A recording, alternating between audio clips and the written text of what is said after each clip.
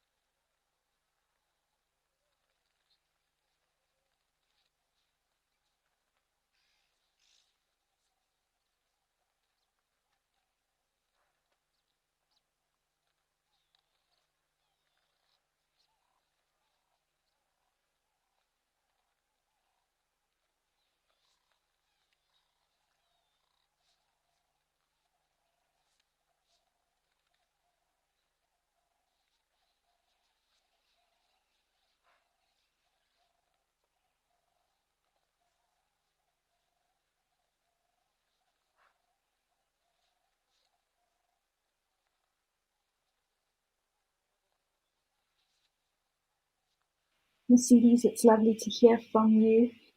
Great to know that you are watching with us today. It's interesting though, I've just taken a moment to look at all these giraffes, and there's one on the right here who is extremely dark in comparison to the others. Almost looks like he's rolled around in some charcoal or something like that. They all, well, majority of them, from what I've noticed, look like males. I think there might be a female on the left there. And that's just based off of their ossicones looking very thick and bald on top, barring the one there on the left-hand side. But the coloration of giraffes is a very, very interesting topic, I must say. It's something that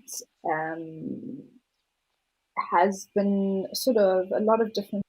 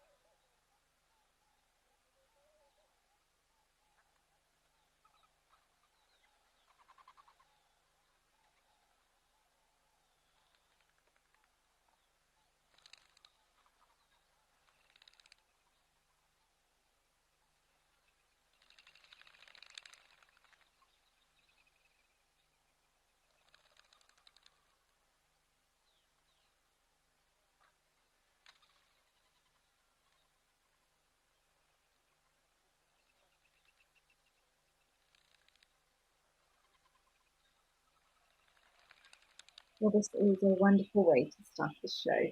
Let's get over to some rhinos resting. I found this.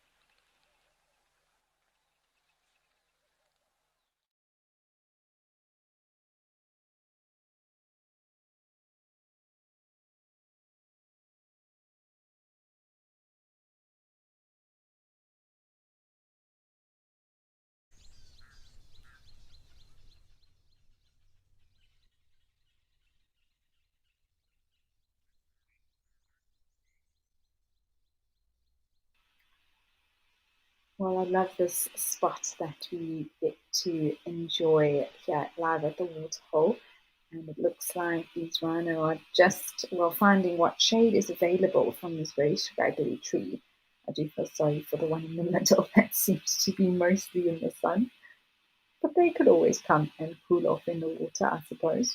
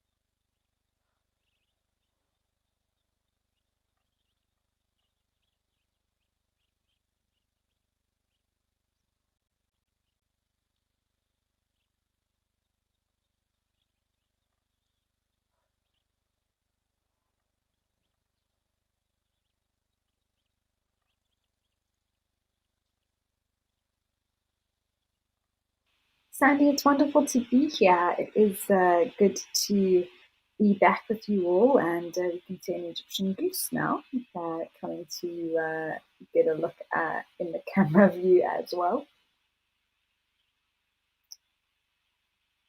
And Patricia, absolutely, there was a giraffe convention going on there at Old Donyo. Goodness me, there were so many under the tree as well.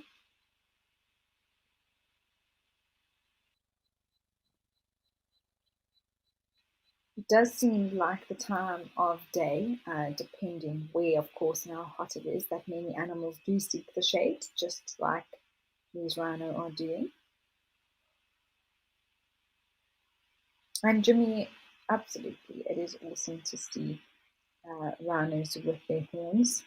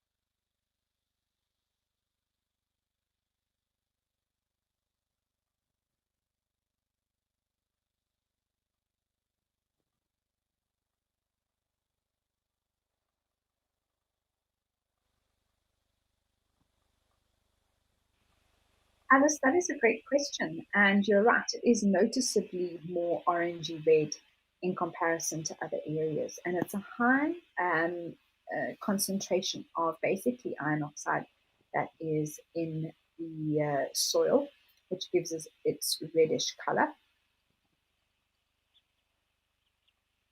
And that simply just comes from the rock that was in this area. Soil at the end of the day is just broken down rocks that eventually erode and become different textures. Usually this color of soil can also become quite clayey, very, very fine particles, depending on whether, from a geological point of view, the type of rock that was worn down eventually to form soil, and the rock that was worn down here contained high levels of iron, and that iron oxidizes and turns into this sort of reddish color that we see in the soil here.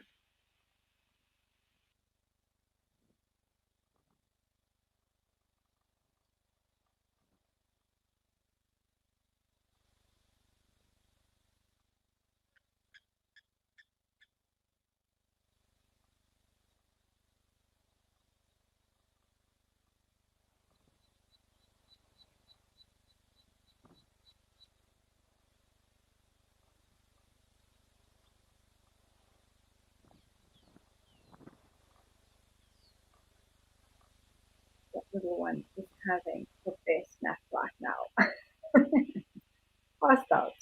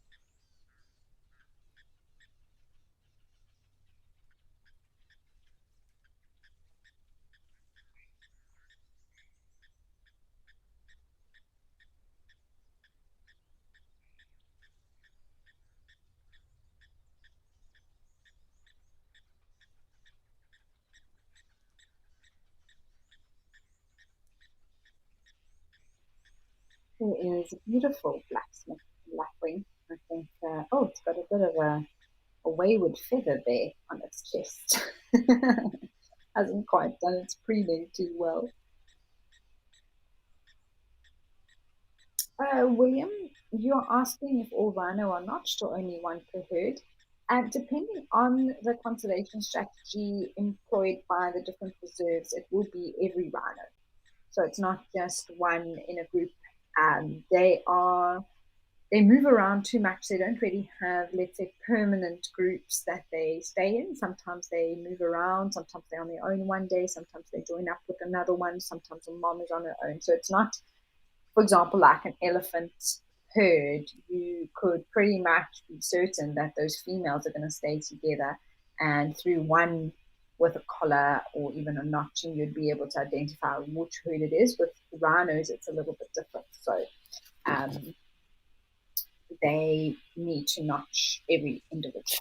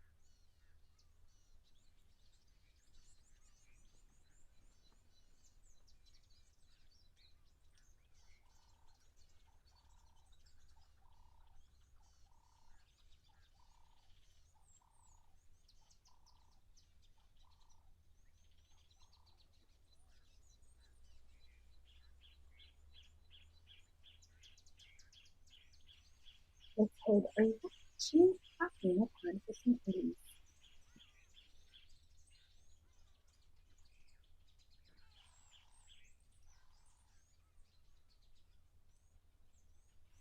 Let's head over to Hahina Pan for some eggs.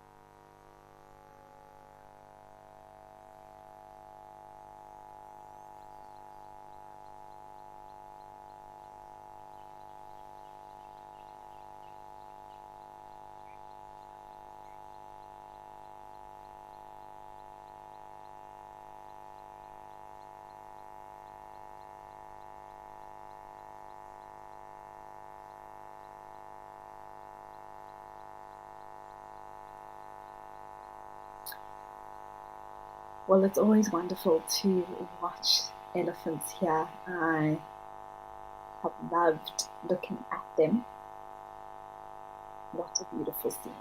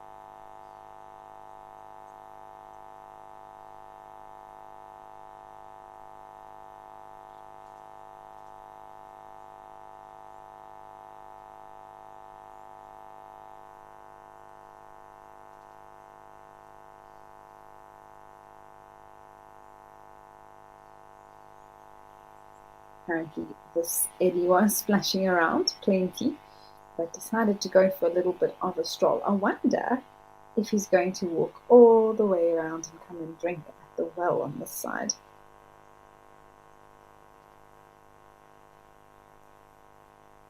DA, without a doubt, watching elephants is so hypnotic. Oh, it is, especially like you say, when they're walking like this, it's just so calming.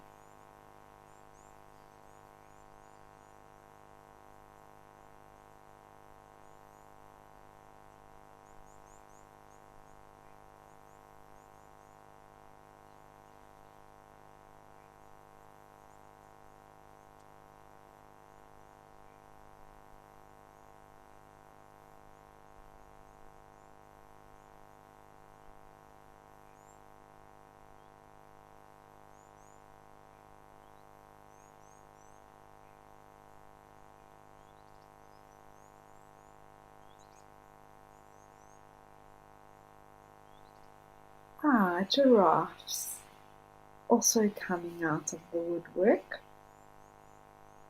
Looks like he's still walking there. Very consistent in his pace.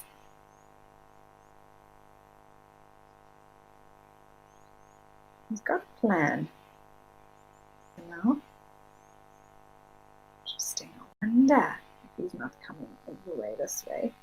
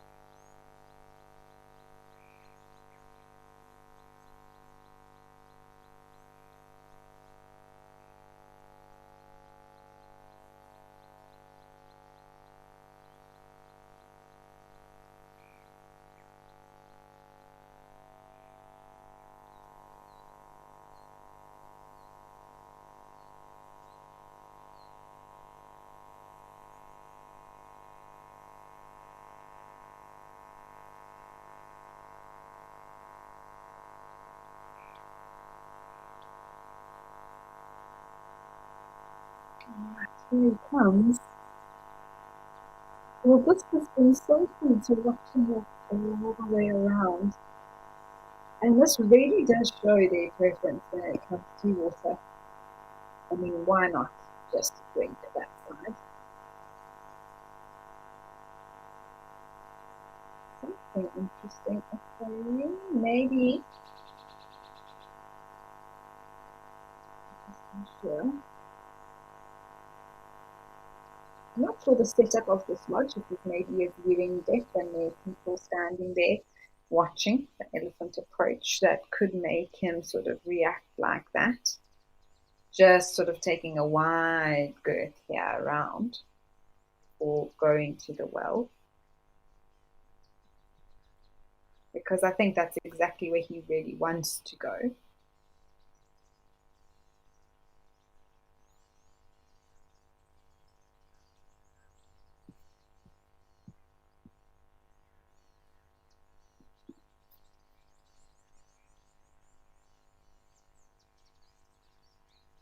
Just trying to decide. Be sure that he feels comfortable enough.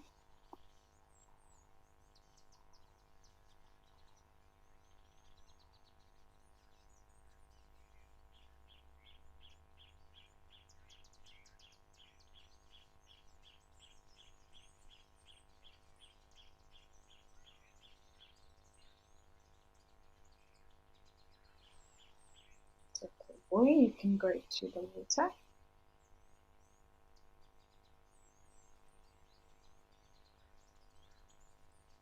A little sniff there when they lift up their nose like that.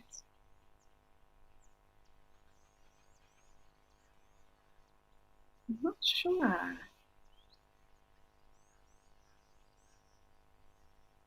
Maybe he heard something. Maybe he's sniffing something else and he's just getting comfortable with.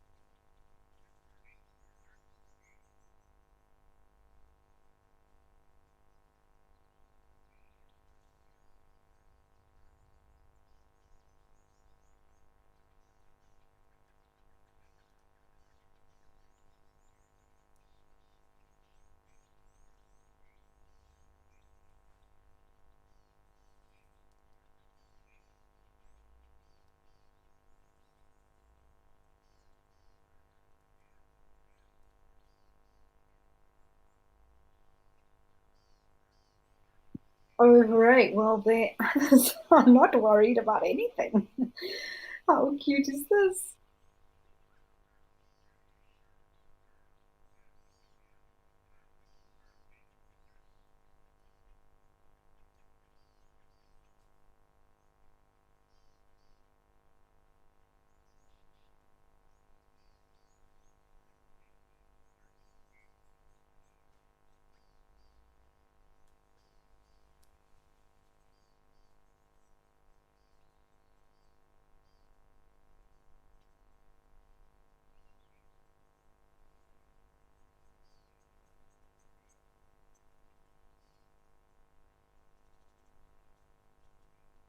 So, Alice, it's very interesting. And I'm also trying to work out that, oh, this little one is so excited. It just wants to get right inside. I'm not sure if he reacted to these three eddies coming here. I would think that he would be comfortable to drink with them at the same time. His reaction, especially when he turned his head and put out his ears, which often elephants do, even if they're walking past a vehicle or something like that, it's their sort of instinct to make themselves look bigger. It's not really an aggressive thing at all. Um, and he did that sort of almost towards the camera rather than towards these elephants. But we can only speculate what he, why he was hesitating there. But I don't foresee another reason why he walked all the way around. I wouldn't be surprised after these elephants leave if he comes and has a drink. But they had no hesitation whatsoever. They weren't worried, just very excited to get to the water.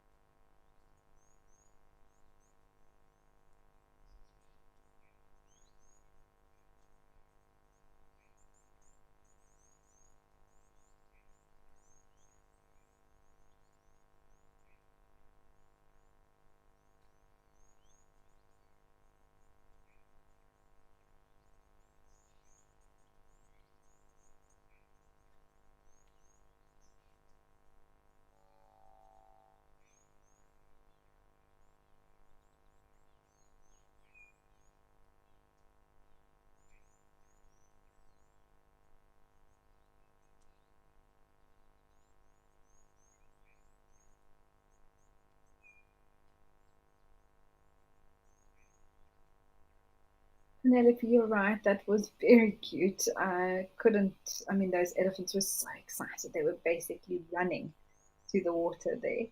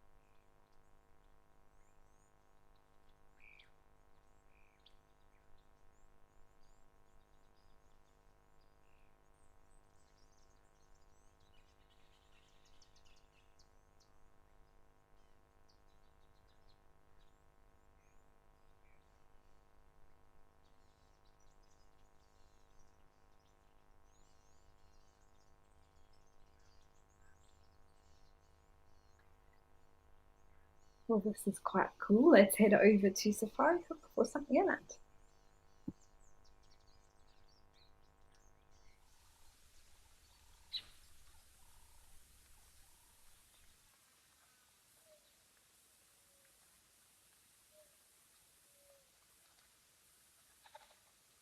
Wow, what a scene. Even some zebras. There's a massive eland bull in the middle. You can see how much darker he is as well.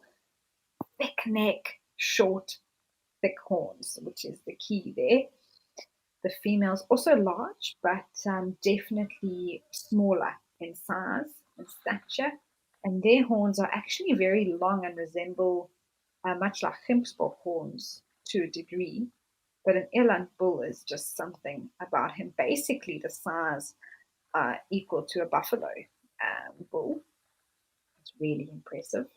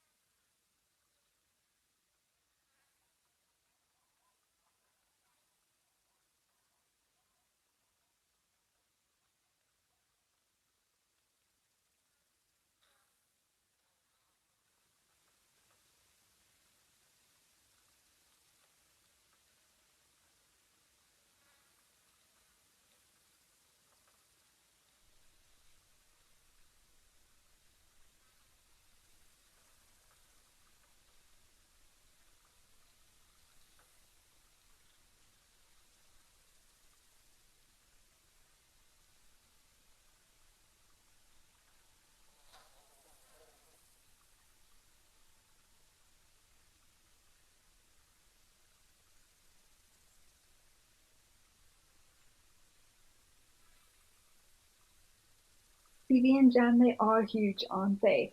They weigh anywhere from the females around 600 to 700 kgs, and the males can weigh up to a ton, 1,000 kilograms.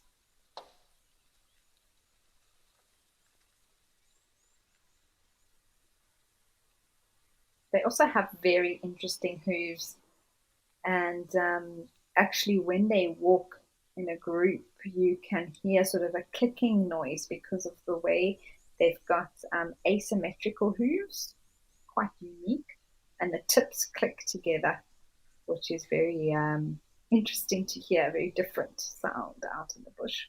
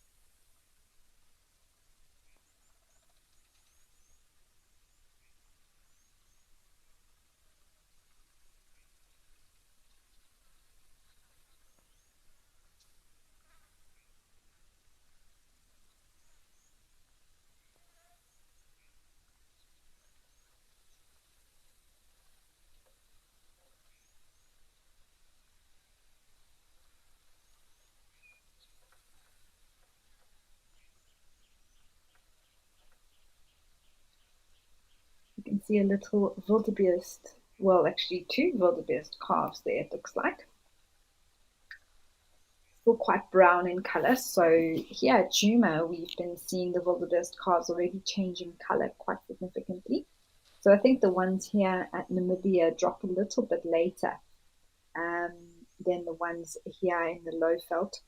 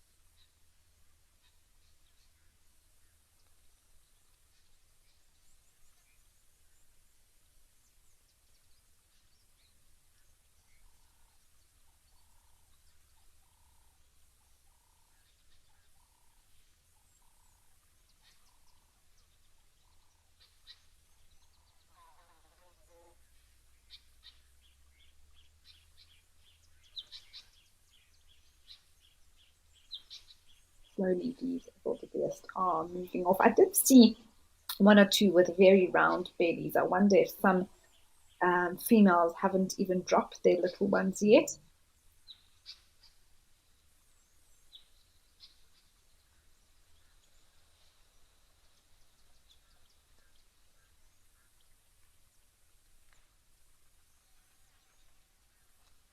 Oh, yes, this gallant bull.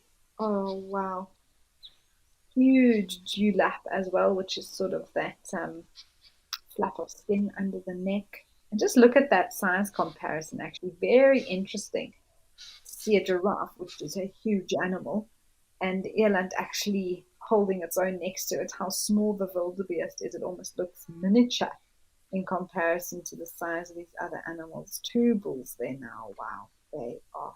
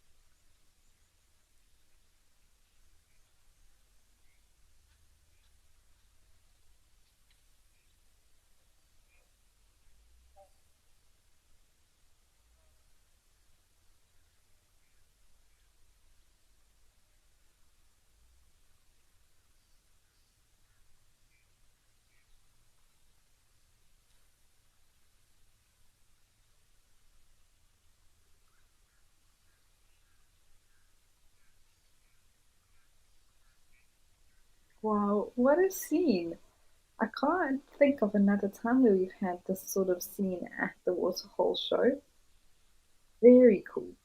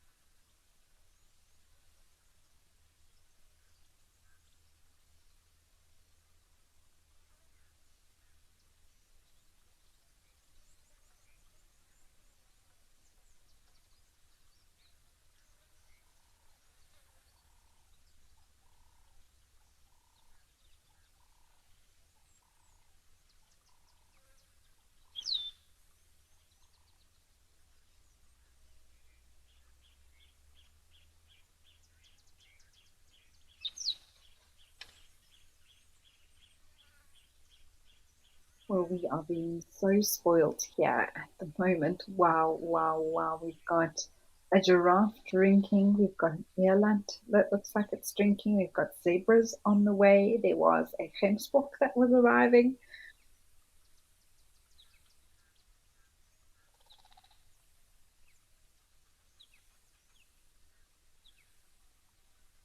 Yes, indeed, Billy Judd, you are correct. They are hartebeest also walking through now.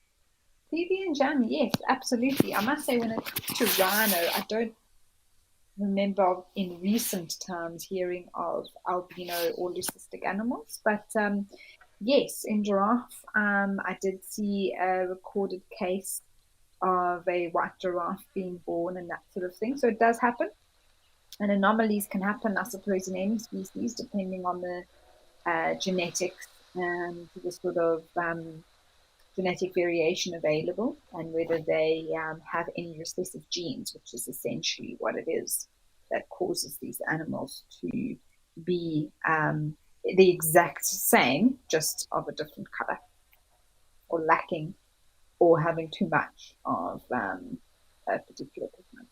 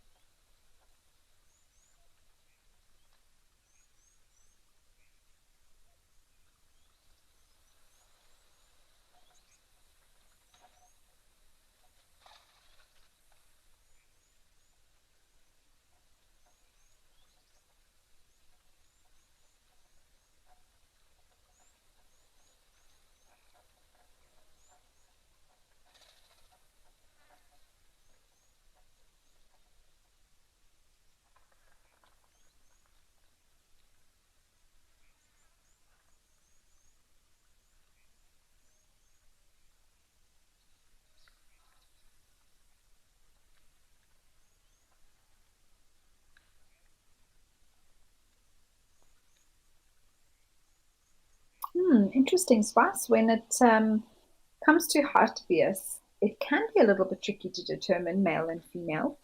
The males are a little bit more robust, I would say, because lots of kids are coming now. Wow. Maybe we'll get the mountain and the plain zebra again here at the same time. But when it comes to the hartebeest, generally the male horns are just a little bit thicker and more sturdy in comparison to the female, and also just a larger animal in size as well. Difficult to explain until you have an example in front of you, but that would be sort of the best description I could give.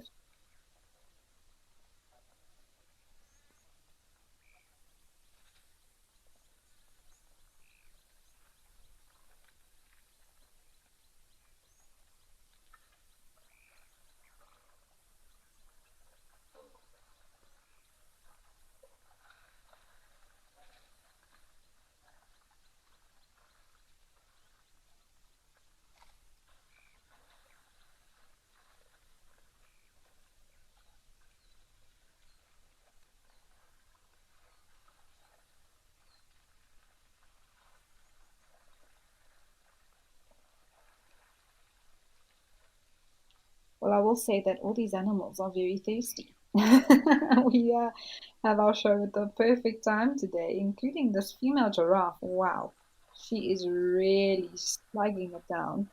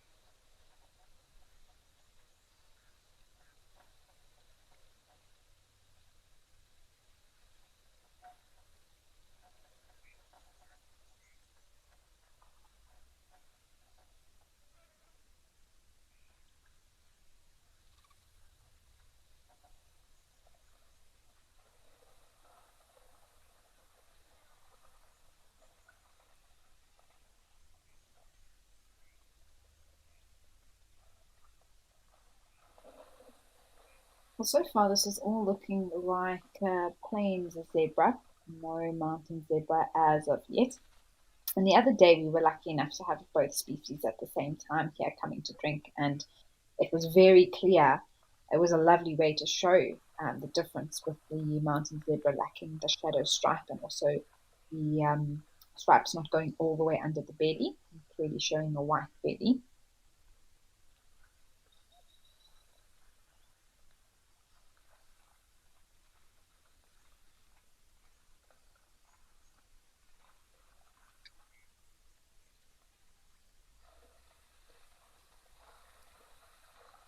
part the giraffe going back for another drink.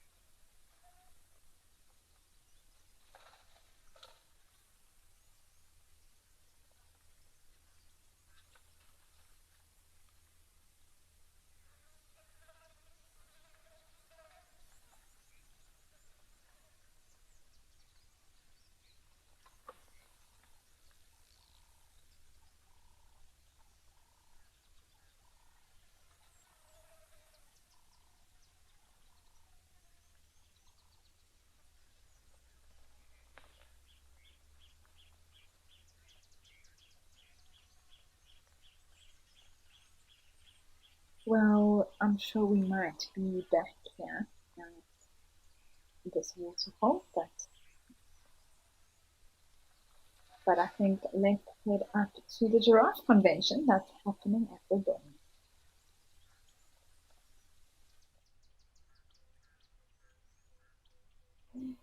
Well, it is interesting, isn't it? I had to come and have a look at these giraffes. Definitely seeking out the shade, that is for sure, under what looks to be an umbrella thorn. And definitely mostly males here. I have a feeling that female we saw earlier is definitely estrus and attracting these males to her. Looks like they're all ruminating, so clearly that time of the day.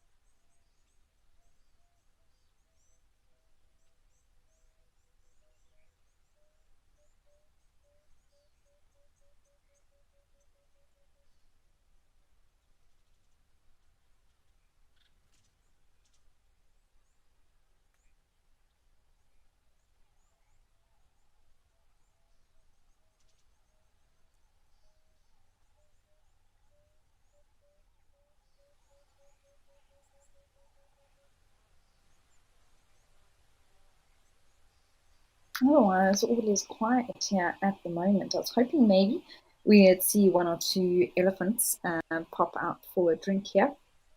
But also sometimes we have lovely birding. And one of my favorite birds here is the superb starling. What a gorgeous bird.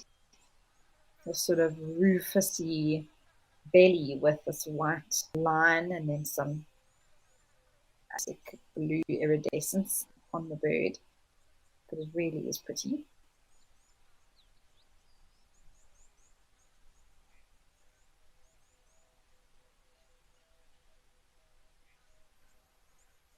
We know some of them already came to drink, so I think they've just decided to head there. It's interesting in how their time of rest, how they're all sort of facing injections. I don't know how coordinated that, but I think they've got a 360-degree coverage there between one, two, three, five, six, seven. There's at least 8 plus 9 on the left there. There's one at a different tree. It looks like it's still eating. Possibly.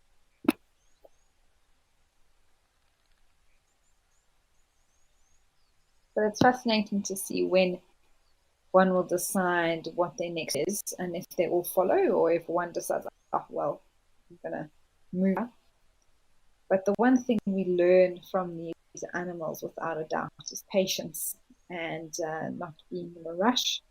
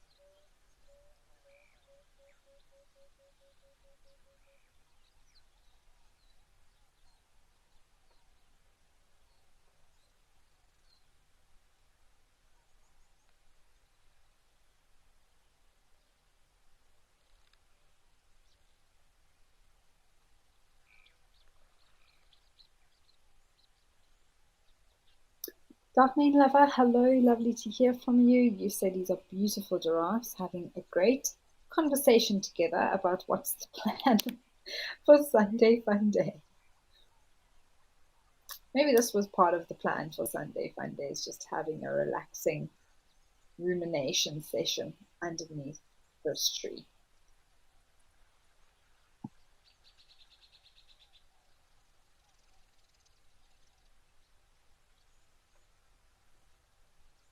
Lucy, you are so right. The scenery here at Old Donyo is amazing. I've also seen screenshots from the camera here at sunrise, even sunset. Sometimes it's just, oh, it's breathtaking. Even having Mount Kilimanjaro sometimes peeking out above the tree line in the distance.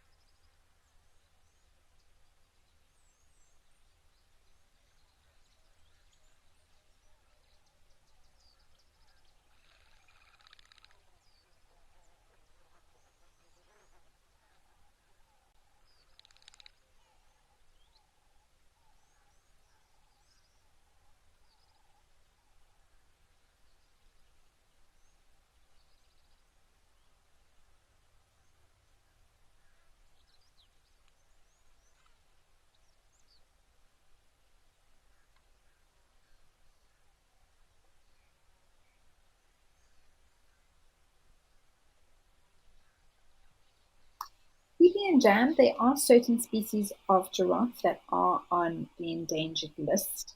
I believe the southern giraffe that we get in South Africa is not one of those. Um, but other giraffe species, such as Rothschild, Nubian, I think, as well, is on that list. I'll just double check exactly which ones are listed as what level in terms of their endangeredness. Some are threatened, some are near threatened, some are endangered and even critically endangered, I think.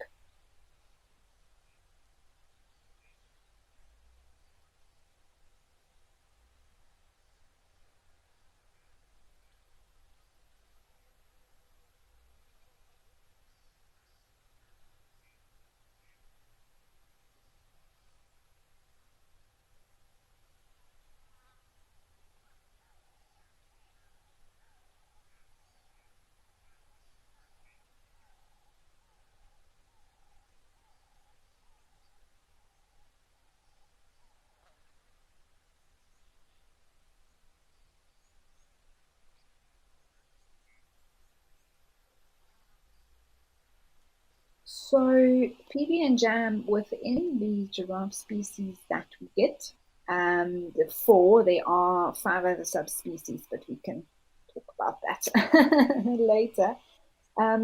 The reticulated Maasai and northern giraffes are very, very endangered, whereas the southern is not listed as endangered as the others.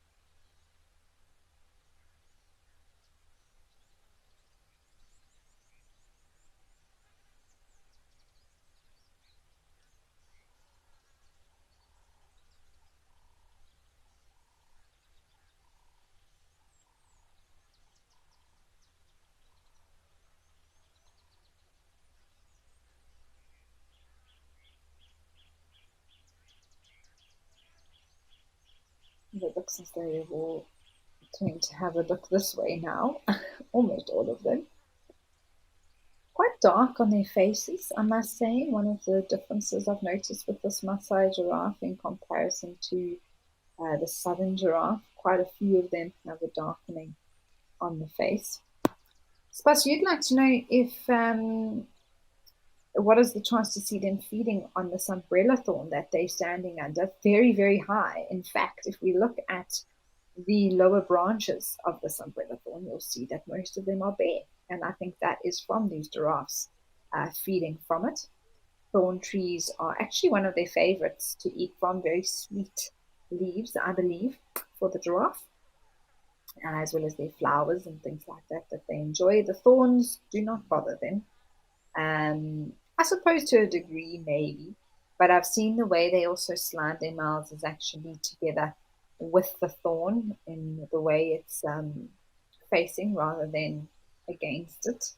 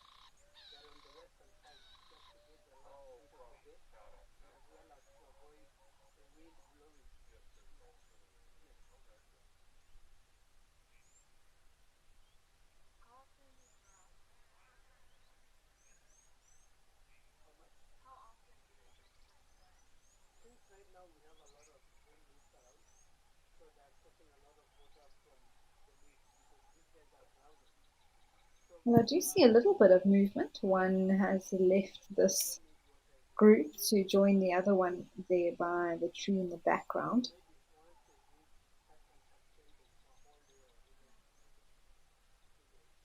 Now, the debate around giraffes and their division between species and subspecies is a very interesting one. And it was decided that the four official species were uh, decided upon apparently about, of course, the genetics, but also geographic differentiation and how that has impacted where they are. So the southern giraffe, um, the northern giraffe, the Maasai, and Rothschild.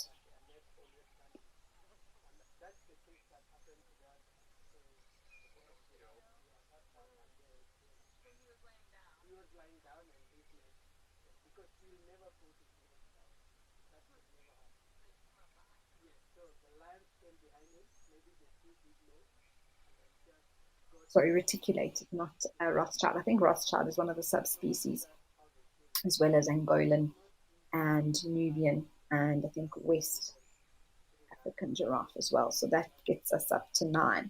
So it's an interesting one. And I mean, one of my favorite species that I hope I can see in, or subspecies, should I say, that I hope I can see for myself is the Rothschild giraffe. It's just so beautiful in terms of the coloration of that animal.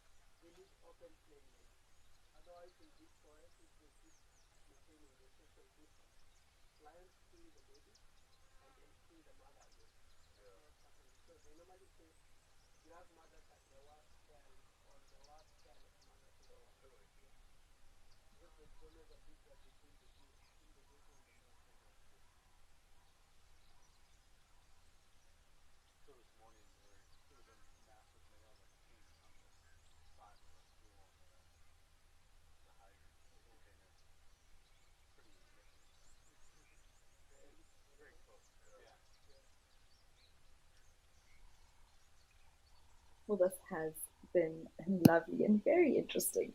Let's head over to elephants at Tembe.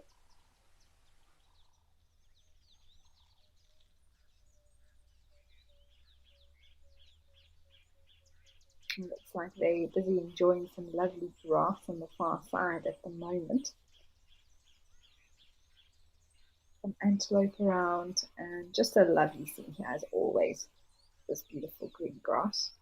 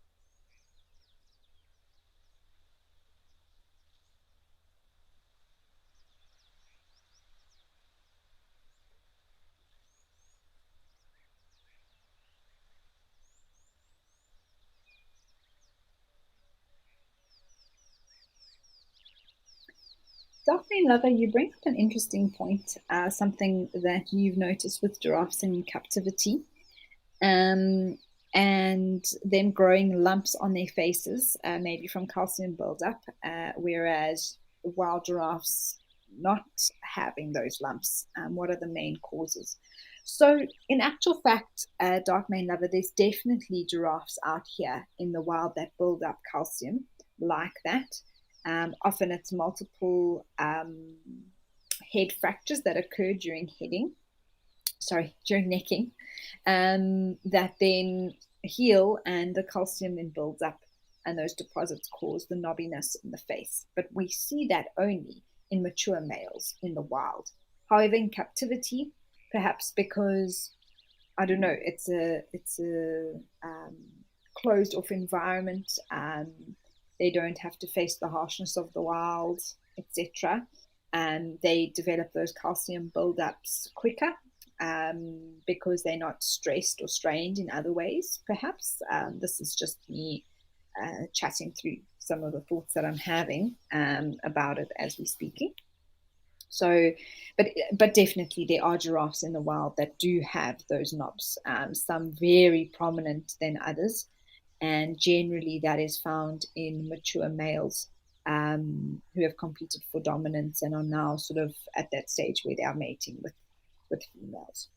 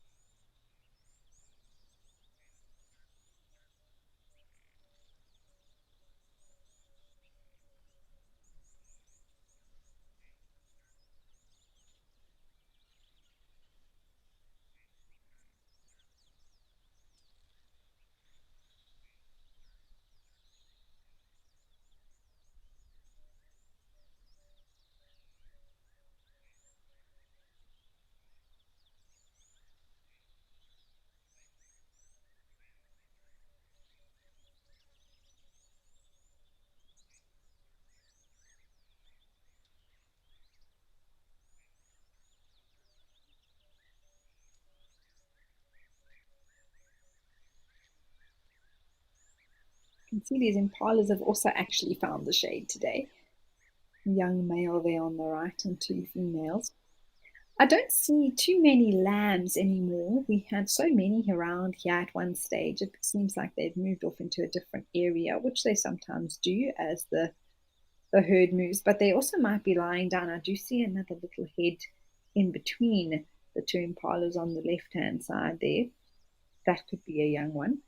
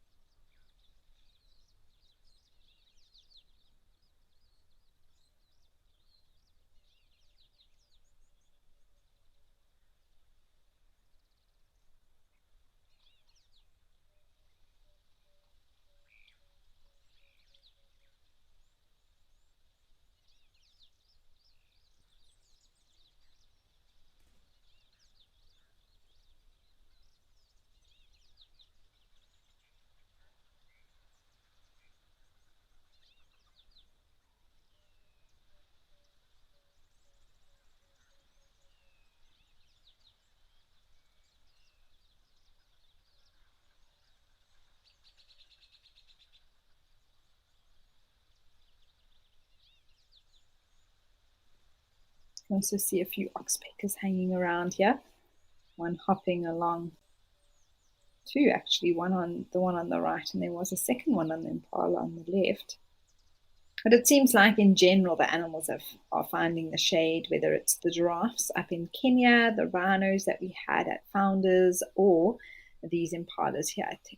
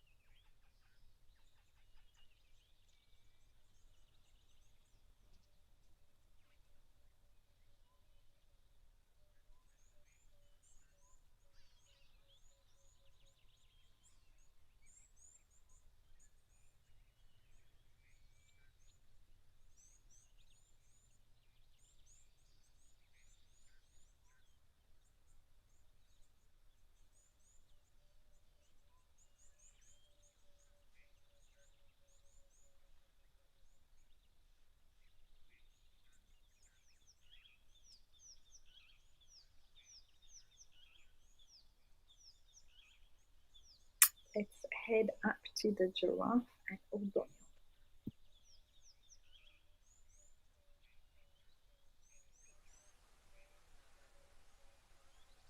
Well, they are still here in the shade, and I think the one on the left, that's sort of looking at us here, had quite a big calcification there between his eyes, dark maned lover. Even the one on the right there, silhouetted, you can also see a bit of a lump that's formed there.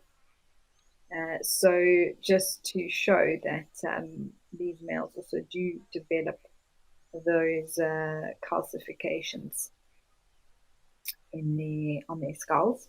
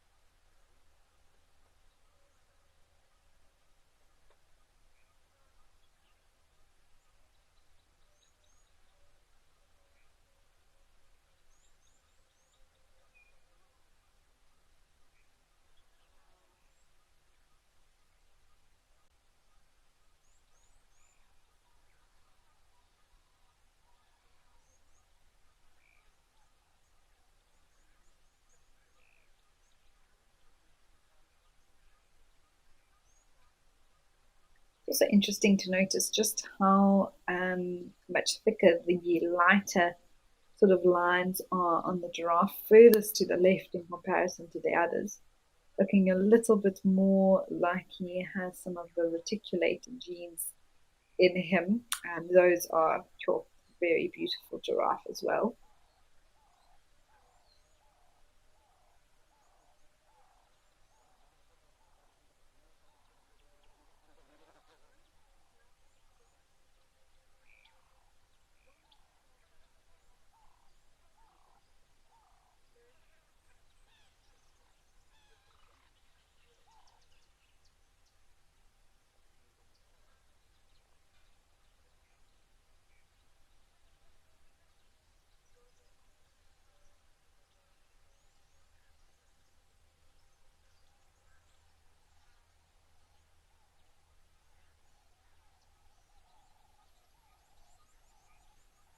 I think let's head over to Safari Hook. There seems to be still some action there.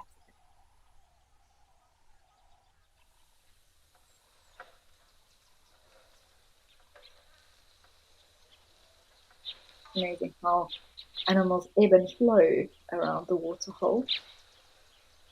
Different individuals moving at different times. Some zebras having a drink.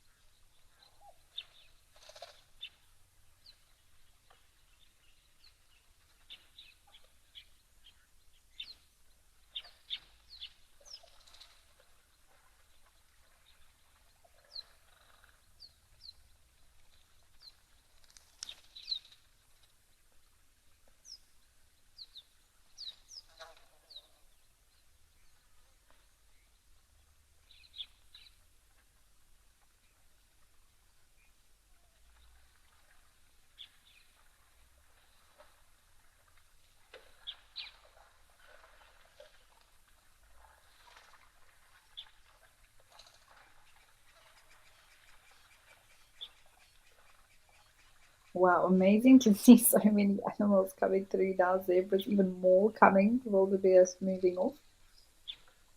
What a wonderful afternoon we've had at the waterhole today, I must say.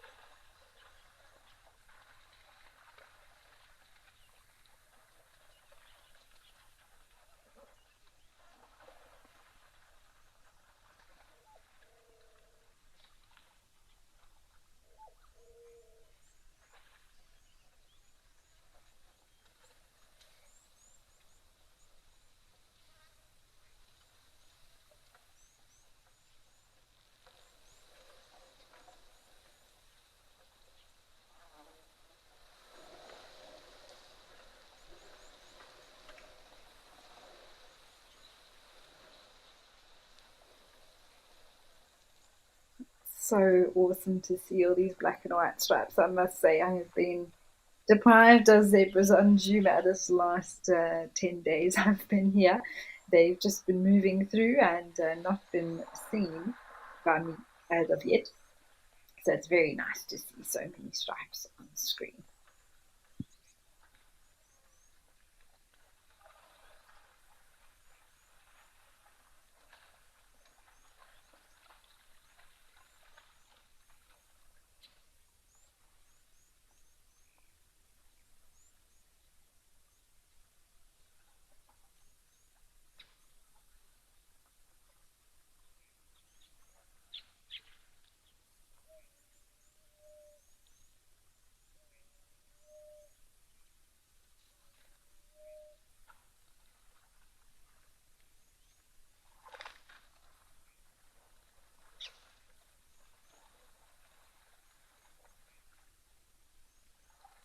Well, to everyone who has joined us today, thank you so much.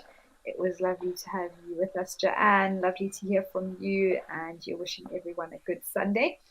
PB and Jam. It's wonderful. I'm so glad we could include you. I am so happy to hear how much you're learning and enjoying the natural world, and hopefully it inspires you as well. Thank you to everyone for your comments and questions today. We really appreciate it from myself, Gwen and Nika. And we will be live very soon, actually, at 4 p.m. for our Sunset Safari. I hope we'll see you then. But from myself and the team here at Live at the Waterhole, we wish you a very pleasant day or evening ahead, depending where you are in the world. And we'll see you soon. Goodbye for now.